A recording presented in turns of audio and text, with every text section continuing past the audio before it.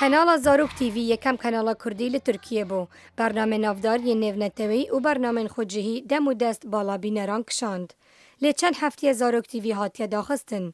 استودیو نوی هاتین گرتن به توانا پشگیریا تروره. Bizim için sürpriz oldu. Çünkü televizyonun Ji bo me hemiyan sürpriz bû. Ji ber ku babetên kanalê ne siyasî an jî îdeolojîk in. Giştî li ser zarokan e û kulturî û rêkên jiyanê û zimanê Kurdî. Navberoka kanalên zarokan hemî karton bûn. Yên li her cihê cîhanê tê weşandin, bez bi zimanê Kurdî bûn. Tiştek dît nebû.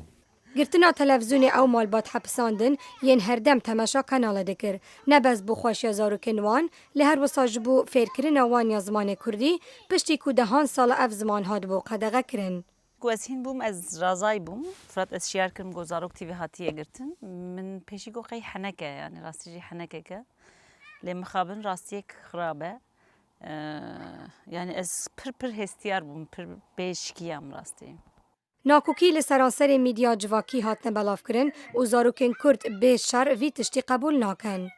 حکومت رخنین هم بروی رد که کج ریفورمین بره پاش و پنگا و دهاویجه لهمان حکومت بره ریدابو و شانازمانه کردی. Tabii bir dil ve kültüre yönelik bir چه اپراسیون یا قدغه کردن دجی زمانکی آن کلتورکی نینه. جبر کو گله کنال دنیا کردی هنه. گواشان وان بردوامه. کنالاتی آرتی او هندکندن. لیمن پرسگیری که گرتن زاروک تیوی آنیه بر بحثان. او دی بردوام لدوف را بچم.